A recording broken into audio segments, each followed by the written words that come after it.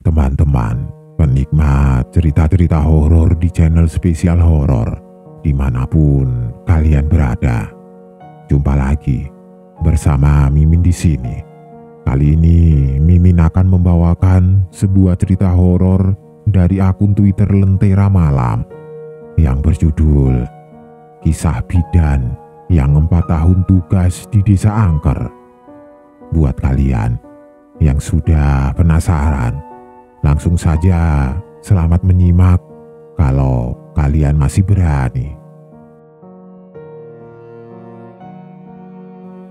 Putri, seorang bidan yang baru saja lulus kuliah. Ia mendapatkan tugas untuk membantu persalinan di pelosok desa di daerah Sukabumi.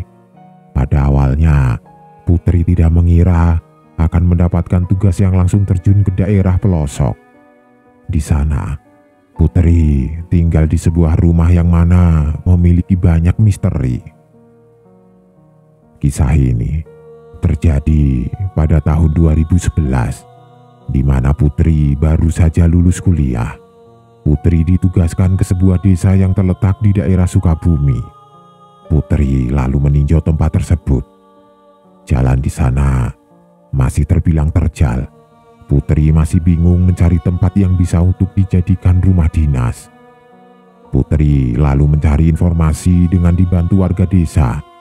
Dan sampai akhirnya dia menemukan sebuah rumah yang letaknya strategis. Ibu yakin rumah ini sudah 10 tahun kosong loh. Mendengar itu, Putri jadi merasa merinding. Rumah itu memiliki bangunan yang permanen. Ada 3 kamar di dalam rumah, ada ruang tamu yang nantinya dijadikan ruang praktek. Sedangkan kamar yang lain bisa digunakan untuk gudang tempat menyimpan obat dan peralatan. Putri berpikir, seandainya mencari rumah yang lain tidak akan cukup waktunya, apalagi ia sudah terlanjur tanda tangan kontrak. Ya sudah, nanti kita temenin Bu, kata warga. Putri hanya mengiyakan. Putri lalu masuk ke dalam rumah itu. Setelah selesai bersih-bersih, Putri memilih untuk silaturahmi ke beberapa warga. Bu Bidan, semoga betah ya di sini. Soalnya yang sebelum-sebelumnya tidak betah. Putri hanya tersenyum. Putri lalu lanjut bertemu kepada kader. Bu, nanti daripada ibu tahu dari luar, lebih baik saya ceritakan ya, kalau rumah itu sudah 10 tahun kosong. Awalnya Putri terkejut, karena meskipun ia sudah tahu, tetap saja ada perasaan takut yang melanda Putri. Apalagi statusnya adalah pendatang, yang mana tidak tahu seberapa kuat hal mistis yang ada di sana. Namun, Putri meyakinkan kader dan warga kalau semua akan baik-baik saja. Insya Allah aman, Pak. Putri lalu pulang. Putri tinggal di rumah itu. Seminggu pertama tidak ada kejanggalan yang Putri alami. Namun, memasuki minggu kedua, Putri merasa ada yang aneh. Hari itu, ketika di rumahnya ada pasien, Putri merasa kalau bukunya tergeser sendiri. Ah, tidak mungkin. Aku lupa naruh ini kayaknya. Putri lalu melanjutkan aktivitasnya. Memasuki malam hari, suasananya begitu sepi. Jam 11 malam, Putri mendengar suara ketukan pintu yang awalnya pelan berubah menjadi sangat keras. Namun, ketika Putri membuka jendela dan pintu di luar rumah, tidak ada siapa-siapa. Putri mulai ketakutan. Akhirnya Putri menelpon salah satu kader untuk meminta ditemani. Beruntung, ibu kadernya mau. Setelah ibu kader datang, Putri bisa tidur dengan tenang.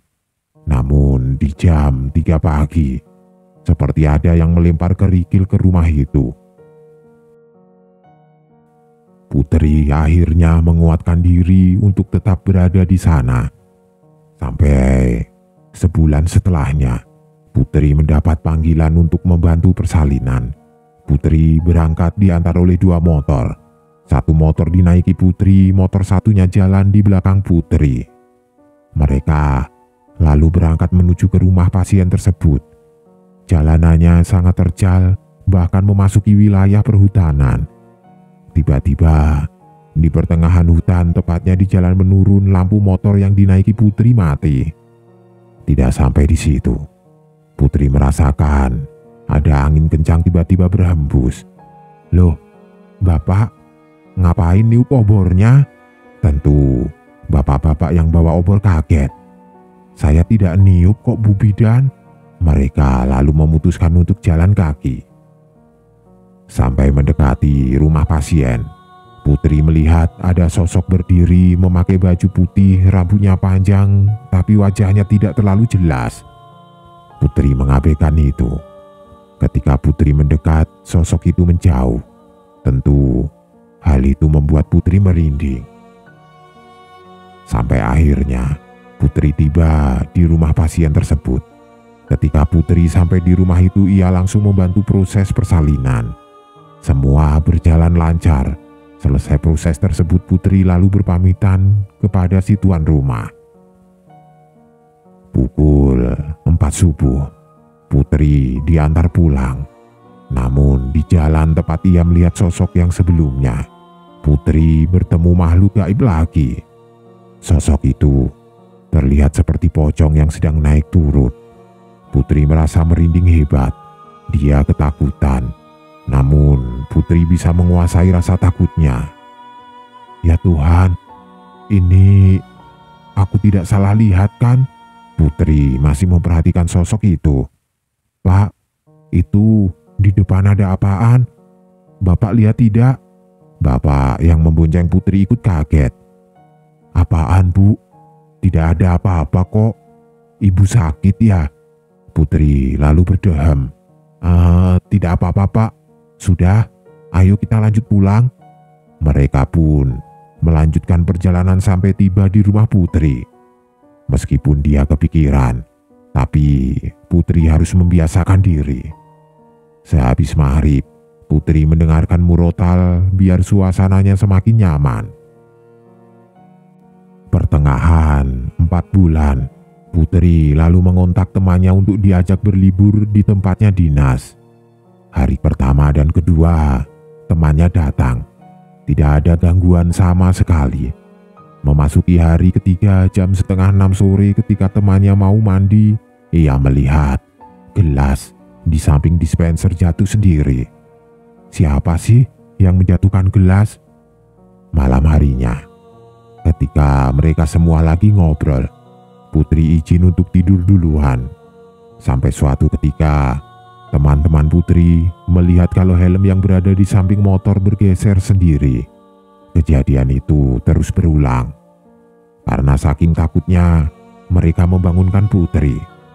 "Put, temenin dong." Akhirnya Putri bangun. Kejadian itu terus berulang. Karena saking takutnya, ia membangunkan Putri. "Put, bangun, temenin dong." Akhirnya Putri bangun. Ketika nonton sama Putri, tidak ada keanehan yang terjadi. Pada akhirnya Putri tidur lagi. Namun setelah ditinggal Putri tidur, kejanggalan itu kembali lagi. Ada gelas jatuh dan helm yang lagi-lagi bergeser sendiri. Ini apaan sih?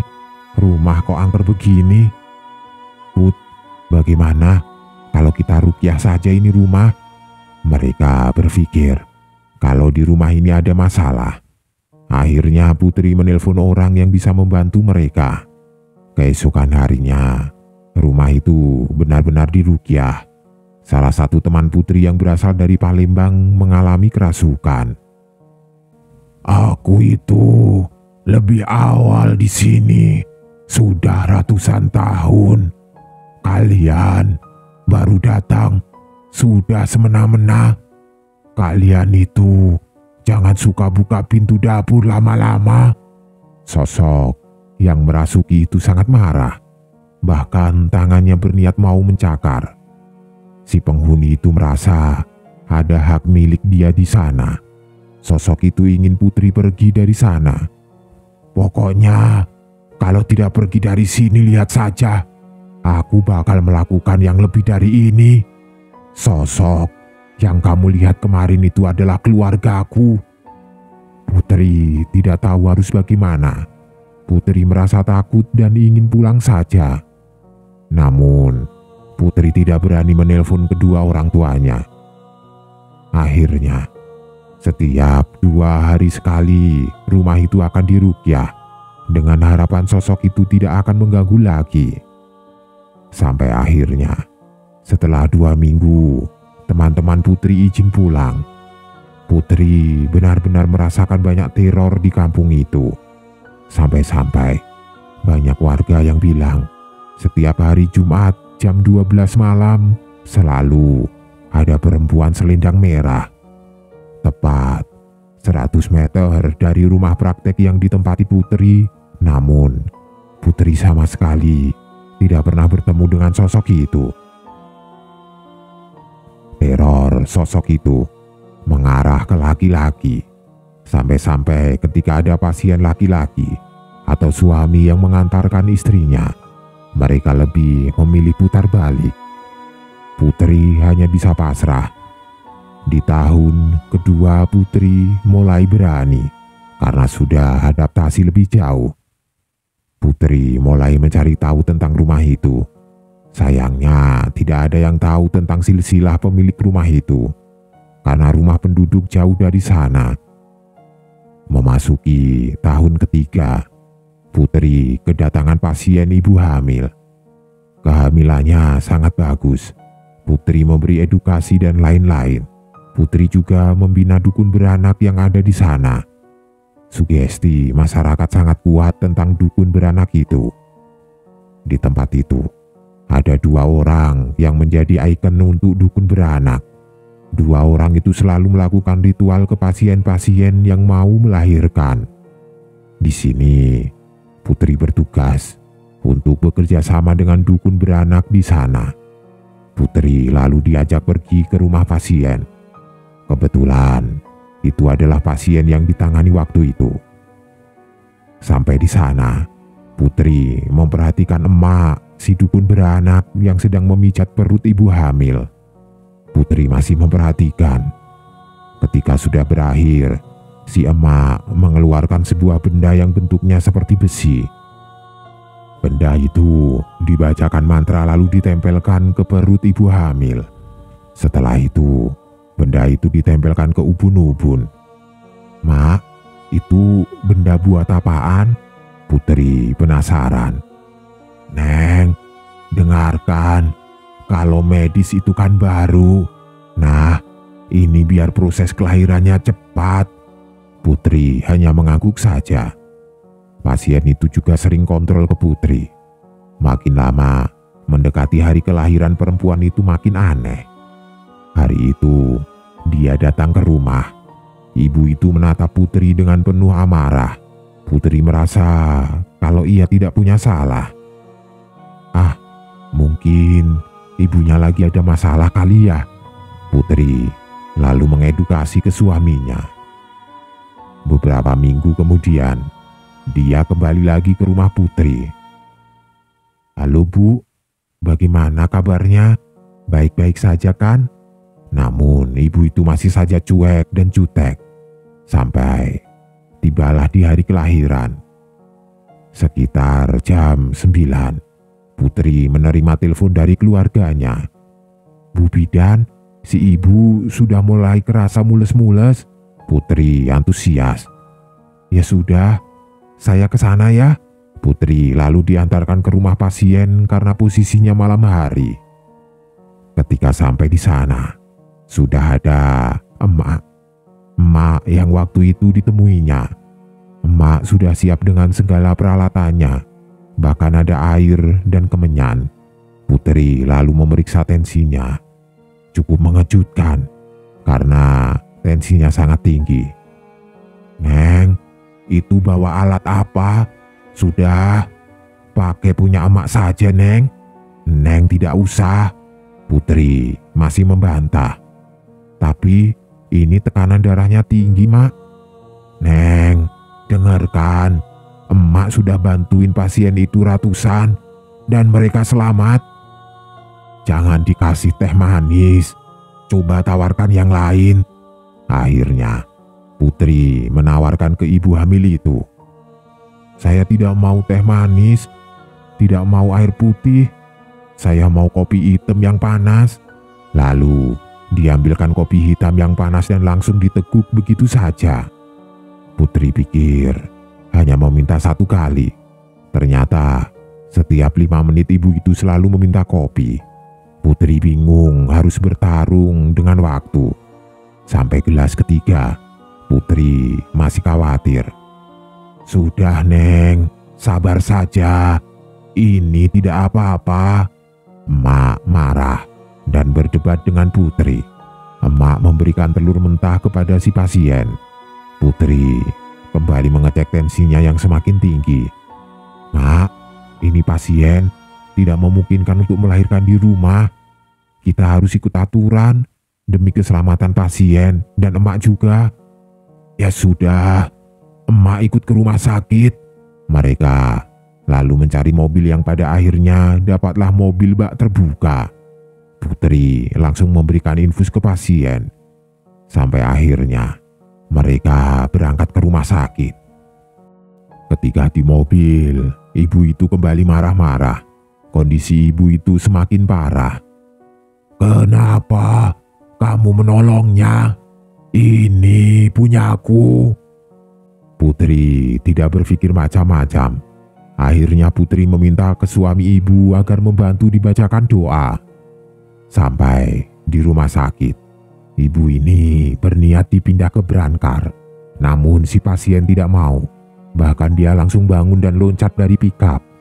Ibu itu memukul perutnya sendiri. Kalian kenapa menolong anak ini? Ini punyaku. Ibu itu seakan tidak mau kalau anaknya lahir dengan selamat. Bagaimana kalau di kursi roda ya, Bu? Si ibu itu menolak. Pada akhirnya ibu itu dipaksa duduk ke kursi roda lalu dibawa ke ruang bersalin. Namun, ibu itu kembali marah-marah. Bahkan, beliau mengacak-acak semua peralatan yang ada di sana. Jangan ada yang menolong bayi ini. Ini punyaku. Mau aku bawa. Putri kewalahan ketika mulai proses persalinan. Ibu itu menendang dokter. Ya Tuhan, Bu, galak sekali. Putri bahkan hampir menyerah. Beruntung saja si dokter memaklumi sampai akhirnya anaknya lahir dengan selamat. Namun si ibu masih marah-marah. Emak yang dukun beranak akhirnya masuk ke dalam. Bagaimana, Neng? Sudah lahir? Perempuan apa laki-laki? Putri menjawab. Perempuan, Mak. Emak menatap ibu hamil itu, lalu kembali mengeluarkan benda pusaka yang sebelumnya. Benda itu ditempelkan ke kening si ibu. Perlahan, ibu itu lemas. Namun setelah itu beliau tersadar. Setelah itu, ibu itu bertanya kepada Putri. Bu Bidan, saya di mana? Kok seperti di rumah sakit? Putri terkejut. Ibu di rumah sakit, habis melahirkan. Namun si ibu terkejut. Loh, bukannya saya di rumah, lagi diperiksa sama Bu Bidan ya? Ibu itu juga cerita kalau dia dibawa oleh sosok laki-laki bertelanjang dada, mulutnya bertaring. Sosok itu tinggi besar dan selalu mengajaknya untuk pergi. Itu siapa ya, Bu Bidan? Putri tentu terkejut dan tidak tahu harus menjawab apa.